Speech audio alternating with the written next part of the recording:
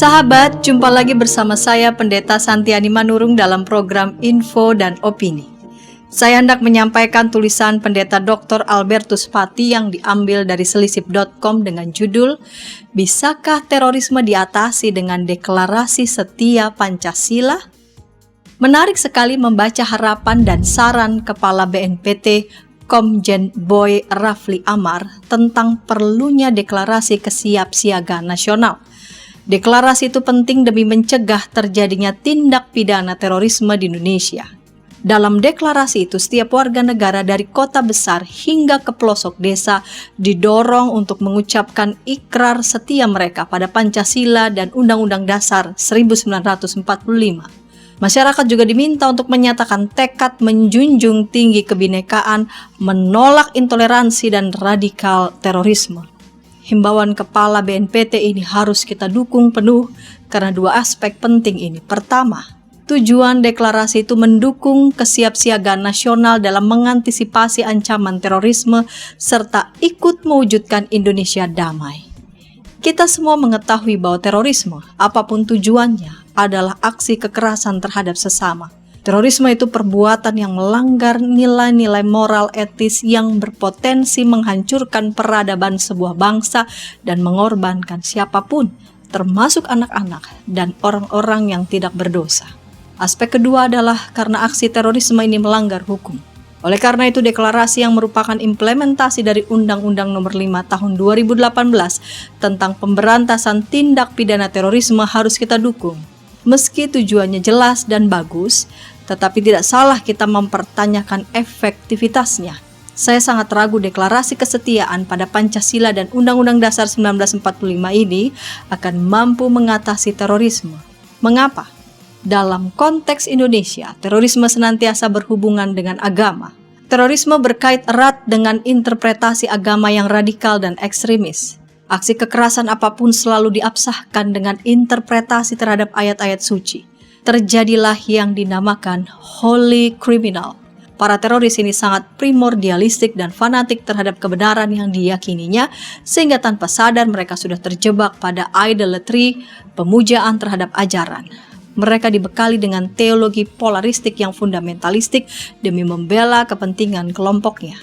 Para teroris melihat dunia sebagai kancah peperangan antara yang baik dan yang jahat. Dan peperangan itu ada di dalam semua aspek kehidupan, baik politik, ekonomi, budaya, hukum, dan seterusnya. Mereka melabel diri sebagai prajurit Allah yang berperang melawan kekuatan iblis. Mereka adalah anak Tuhan yang bertarung melawan anak setan. Mereka melabel diri sebagai terang yang berjuang di jalan Allah demi mengatasi kegelapan. Peperangan ini adalah perang suci demi menegakkan kebenaran agama. Tentu saja keyakinan ini didasari oleh interpretasi agama.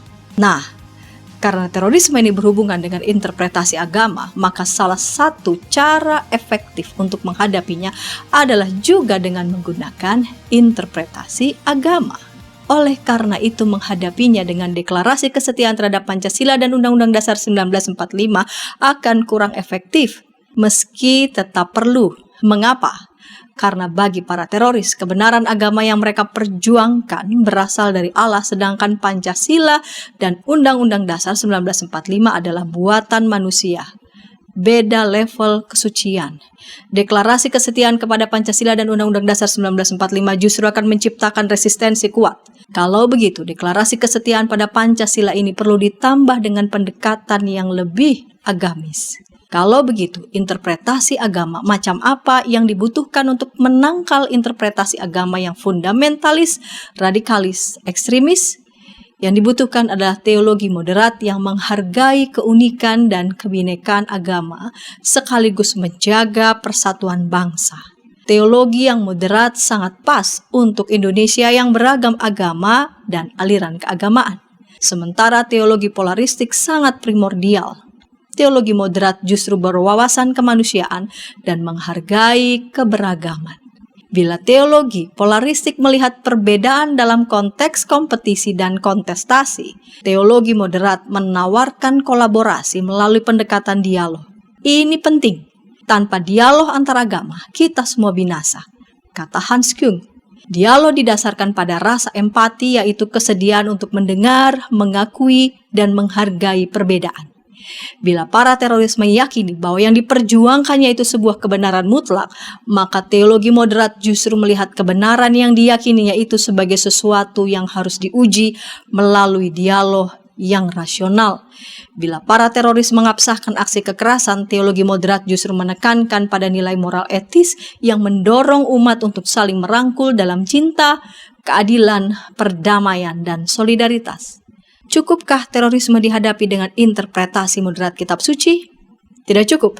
Perlu ada beberapa tindakan lain. Pertama, BNPT perlu pendekatan struktural, yaitu dihapuskannya semua produk hukum di tingkat nasional, tingkat provinsi, kota, dan kabupaten yang diinspirasi oleh teologi polaristik yang fundamentalistik. Produk hukum seperti Undang-Undang Perda, Peraturan Gubernur, atau Peraturan Bupati telah menciptakan diskriminasi terhadap sesama warga negara dan sering menjadi inspirasi untuk anarkisme dan aksi terorisme. Kedua, perlu ditingkatkan pengawasan terhadap hate speech di media sosial yang berpotensi menciptakan polarisasi intra dan antar agama. Ketiga, perlu pengawasan terhadap materi pendidikan agama di tingkat sekolah maupun universitas. Dan terakhir, perlunya pengawasan ketat terhadap kemungkinan masuknya oknum-oknum dalam birokrat dan pemerintahan yang bermental dan berideologi yang serupa dengan yang dianut oleh kaum teroris. Mereka adalah benalu dalam tubuh rakyat dan bangsa Indonesia. Demikian tulisan Pendeta Dr. Albertus Pati dalam Info dan Opini. Terima kasih sudah meluangkan waktu Anda bersama kami. Sahabat, jika Anda berkenan, Anda bisa membagikan tayangan ini dan mengklik tulisan subscribe dan menekan simbol lonceng untuk mendapatkan tayangan terkini dari channel YKB GKI TV. Terima kasih, sampai jumpa.